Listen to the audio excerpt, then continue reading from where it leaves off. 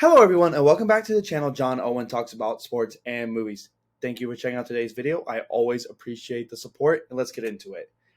So, as all of you must be aware, this weekend was Barbenheimer, the collective internet phenomenon where Barbie and Oppenheimer both released in theaters on the same day, on the 21st. Both very different but complementary films. I'm going to get into more of the phenomenon as well. But for the purpose of this, I figured I better capitalize on the weekend. So today we've got a Barbenheimer review, two reviews, one video for a generational weekend for cinema. I'm going to get into the individual reviews of the movie. So I'm going to tackle Oppenheimer and then Barbie first because that's the order that I watched it. And then I'm just going to talk about the weekend in general. But make sure you leave your thoughts down below. Like, comment, subscribe so you never miss out on any of the fun. What did you think of Barbie and Oppenheimer? What do you think about kind of the Barbieheimer phenomenon and all that? But without further ado, I'm going to issue a spoiler alert. I'll be going into heavy, deep spoilers for both of these movies. So if you haven't seen one or either of them and you don't want anything spoiled, just save this video and come back for whenever you are ready. But without any further delay, let's get into Oppenheimer.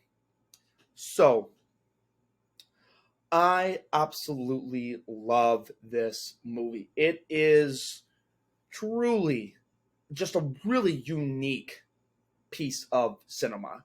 I think the thing that stands out the most to me is how this film is paced and how it is shot. So, for example, the pacing of the movie decreases kind of. It's very, the first hour is an absolute blitz, because it's kind of the montage of his life leading up to the point where he gets asked to be the lead of the Manhattan Project, and it is a beautiful 1 hour montage. Normally montages are only a couple minutes, so you've got the music going, and it's loud, and you've got like the visions and like the accelerated sequences.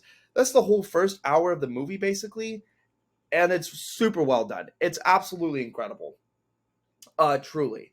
Um, his rise to that point, like you gotta like catch up, and so it's really well done.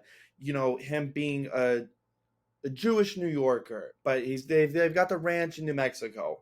Him and Jenny's relationship. Him bouncing around Europe, meeting all the different physicists and scientists. Him poisoning his professor's apple. That's insane. That's insane. And kind of his journey to being or bring quantum mechanics to America. And then the second act of this film, kind of the middle, is the actual like him running the Manhattan Project and the creation of the nuclear bomb.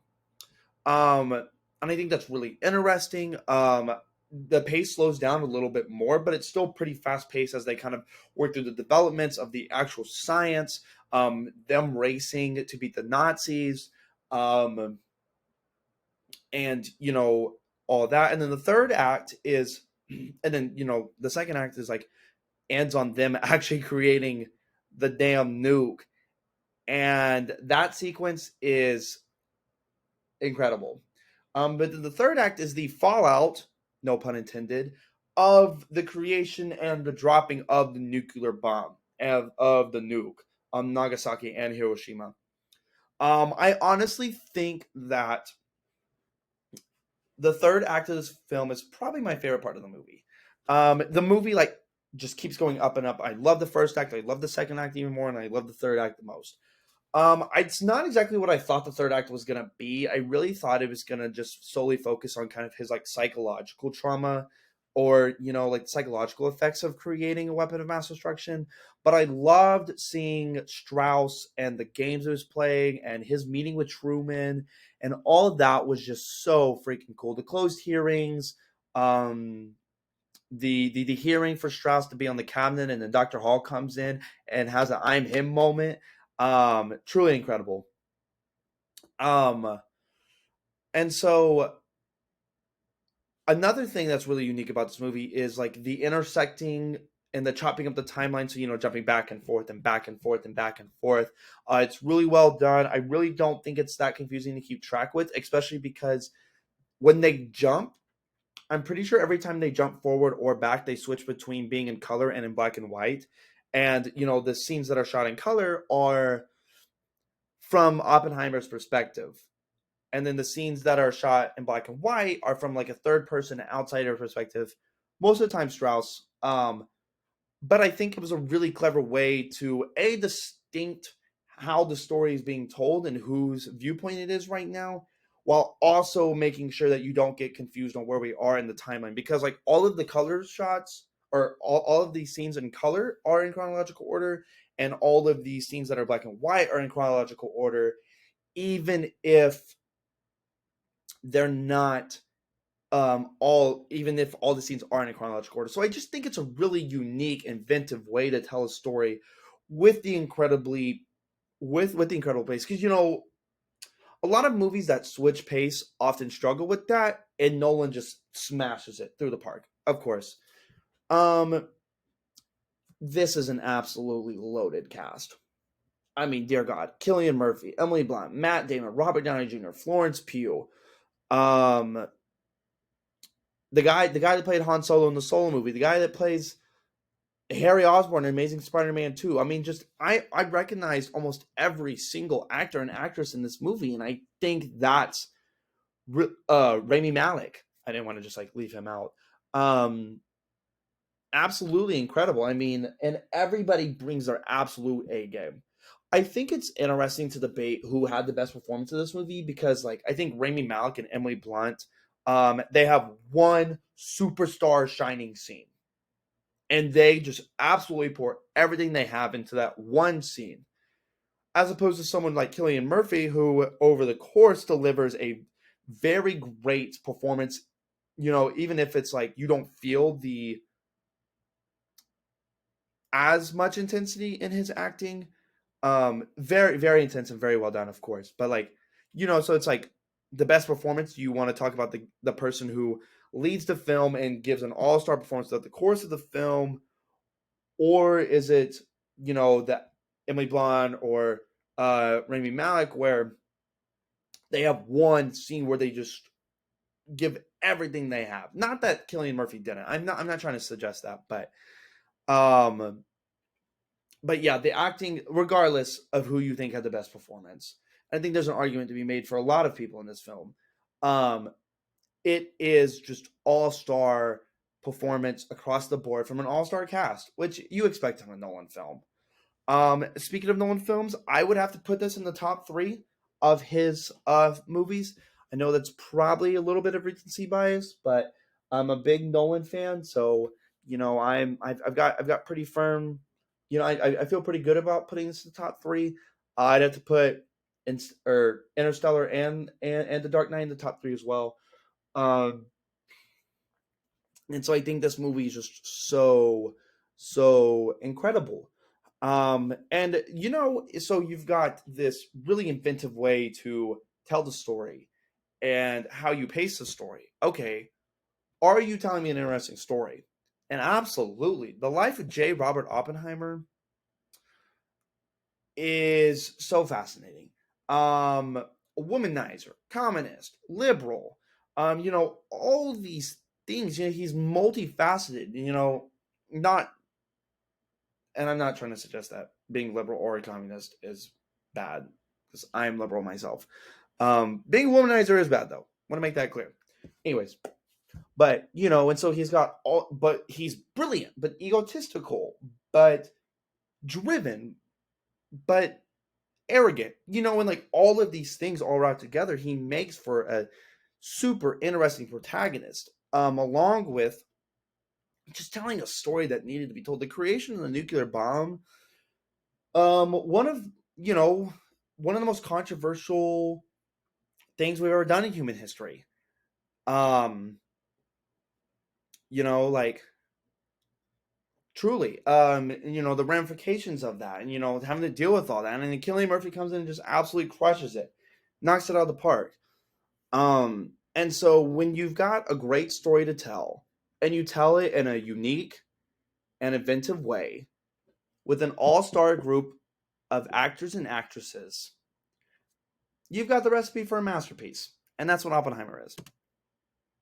So overall, another Nolan masterpiece, a uniquely paced and filmed movie. Oppenheimer delivers as promised. The music, story, writing, and practical effects are among Nolan's best. The all-star cast, led by Cillian Murphy, puts in all-star performances. This movie will leave you pondering for hours after you watch it to grasp the themes and hard-hitting lines ever present throughout the film. Rating 10 out of 10, an explosive masterpiece. So now we're going to shift gears and we are going to transition to Barbie. So I went and saw Barbie tonight, or as we're filming. I've got my Barbie Dream Car shirt on just so you can see it. Um, and I what's really interesting is I think Barbie, while presenting in a different package, tackles a lot of similar themes about self identity and your legacy and what are you supposed to do in this world and how your actions affect others and the ramifications of that as Oppenheimer, which I think is really fun and really interesting. I think Barbie's biggest strength is that it tackles so much theme wise. Truly, it talks about feminism, misogyny, the patriarchy, um, existentialism, grappling with life and death and immortality and um, your legacy and all of that, and how you affect others.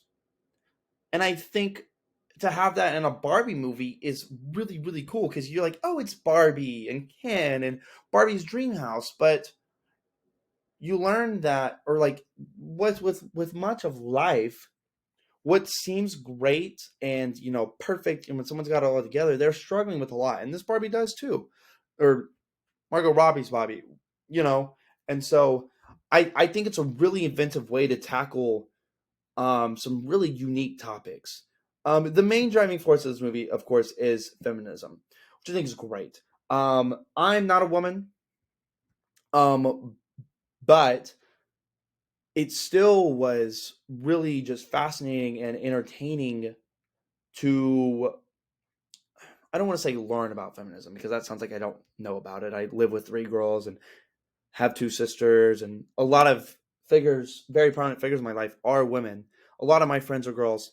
Um, but to see a movie tackle it head on as much as Barbie does, I think is just really freaking cool to see. Truly, I think it's just really, really, really cool. And it does it well in a way that is both funny, truthful, and impactful. You know, it's packaged as like, oh, haha, funny, but it's not laughing at itself. It really is very poignant and true, the things they say about the experience of being a woman.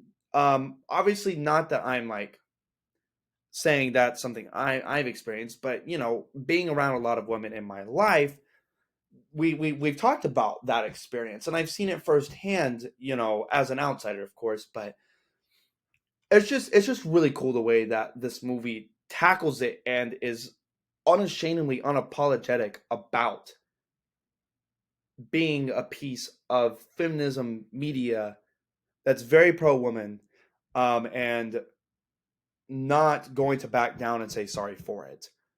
Um, and I think that's really impactful. I think that's really great, truly. I love Margot Robbie. I mean, she is the absolutely. I mean, I don't think they could have casted a better person to be Barbie. And the movie acknowledges that. She's got a scene towards the end where, she like doesn't feel very pretty or whatever, and then they've got the narrator comes in, and it's like, note to the film director, Margot Robbie's the last person you should cast to make this point, or something like that. Totally hilarious, and she is stereotypical Barbie, truly. Um, and she comes in and she has a lot of fun, but when it's time to get serious, she gets serious and she can do that. And I think Margot Robbie always comes to perform. Truly. I don't think I've seen a Margot Robbie movie where I've been disappointed in a performance.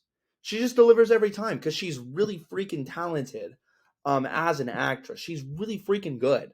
And I don't think they could have gotten a better person to play this Barbie and this type of story they were telling. I love Ryan Gosling as Ken. Um, just like from a pure physical standpoint, of course, but he plays him very funny, very loving, um, But he also turns it on to the douchebag when he implements the patriarchy. Um, and I think this movie does a great job of tackling kind of a patriarchal standard we have in our society, and I think Ken is the perfect conduit for that. Um, just because it is, or because he is like just like Margot Robbie's Bobby is very stereotypical. And so I just think it's a really fun, unique, inventive film that at the same time of being, Barbie, Dreamland, big blowout party choreographed, big choreography, it really just comes in and absolutely nails you with some incredible um themes that are hard hitting about self-worth, acceptance, um immortality, life and death, feminism, all of that. It just comes in and it nails you with it, and it doesn't apologize, it doesn't back down. And so I think that's really, really freaking cool that they weren't they weren't scared to make this movie that. It's like, oh, like I've heard a lot of people say, oh, like what could a Barbie movie possibly be about? It can be whatever you want it to be. And this movie comes in and takes it in a really unique direction that I love. And it's really cool. It's great. Um this movie visually is very fun as well. Like all like the toy aesthetic. When they have to go back between like Barbie Land and the real world, and it's like the 2D and they're on the jet ski and the rocket ship and all of that.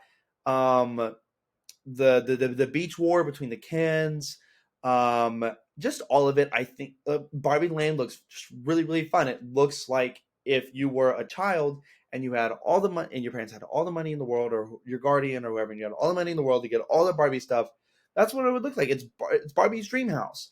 I also thought the Mojo Doja Mojo Dojo Casa house really funny. Kingdom, super funny name. Kingdom Land, super funny as well. Um, Ken's obsession with horses, when he's like, once I realized the patriarchy wasn't about horses, I lost interest. So funny. That killed me. Um, and so yeah, it's a very surprisingly deep movie. And I think it nails it flawlessly. I think every theme it brings up and tackles, it crushes. Motherhood, especially the relationship between daughters and mothers, which is something, once again, I haven't experienced firsthand, but I've seen it secondhand with my own sisters, and our mother, and all that. So I just think this is a really impactful film, that does a lot of cool things and a really just fun pink package. So overall, an incredibly deep film that tackles so many subjects and themes flawlessly. This movie's flash and art style doesn't overpower or overshine the abundant commentary on society today. Margot Robbie and Ryan Gosling give gifted performances, and it's an exploration of what it means to be a woman and a person wrapped up in a beautiful Barbie package. Rating 10 out of 10 as well. And you know what? I just want Barbie's dream house. I want to go there. I want to go to there. And that's the truth. So overall, just the phenomenon of Barbie and Barbieheimer, Barbenheimer, however you want to say it, has been so fun to me. Just as someone who enjoys films and is just obsessed and eat up with movies, to see this cultural internet phenomenon has just been so fun. I've both times I've gone to the movies. Unfortunately, my plan was to go see both of them on the same day. That didn't work out because I was like moving and all that, but just to see everybody be dressed up. I've seen so much pink at the movie theater. I've seen people in suit and ties, going to see Oppenheimer, people in pink going to see Barbie. Just see everybody just take such a grasp and just latch onto this idea and run with it has been so freaking fun to watch. And I think it's an ingenious strategy, probably unintentional at first, but to have these vastly different yet complementary movies together, release on the same day, not even be released by the same studios, but just like, oh my gosh, like this Barbieheimer phenomenon has driven their box office through the roof. I don't think if they would have released on the same weekend, I don't think they'd be enjoying the commercial success that they are right now. And both of them are just super freaking good. Like truly, genuinely, both of them are just excellent, well crafted, meaningful, emotional movies, just packaged in different, art styles and tones. Um, I think it's like, oh, like I want to go see both of them, but they're not competing. They're not like the same genre or anything. They're just really great movies. And the cross promotion, like Killian Murphy and Christopher Nolan taking pictures in front of the Barbie poster with their tickets and openly saying, "Man, I'm really excited to go see this movie." And Margot Robbie and Ryan Gosling and the Barbie cast doing kind of the same thing. It's a pop culture movie event I haven't seen since like the likes of Endgame. Truly. And I think it's just an incredible time to be alive and to enjoy pop culture. And if you're a fan of movies, man, this is just an incredible time to be a movie fan. This weekend, especially, it's unlike anything that I've ever seen, or I honestly think that's ever experienced, or that's ever been done. I understand like Mamma Mia and The Dark Knight dropped on the same weekend, but this is bigger. This is better, honestly. Um, no disrespect to Mamma Mia. Mamma Mia is great, but I don't think it clears um, Barbie or Oppenheimer. That's not the point though. But it's just been really fun. It's truly a generational pop culture event like no other. A phenomenon beyond words. These two movies deliver spectacularly while also being fantastic, complementary, friendly rivals for one another. Both films tackle heavy themes and pack heavy messages. Um, Put together behind two great directors' distinct styles toward filmmaking. I haven't had this much fun in a long time. I'm going to give Barbenheimer the experience infinity out of 10. Truly an all time great weekend. And Barbies and Bombs, it's the way to go. But thank you for checking out today's video. I always appreciate the support. I know that one was a little long, but I felt like it was warranted to have both reviews in the same video. But make sure you guys check out the link content above. Remember, like, comment, and subscribe so you never miss out on any of the fun. And you guys have a great day.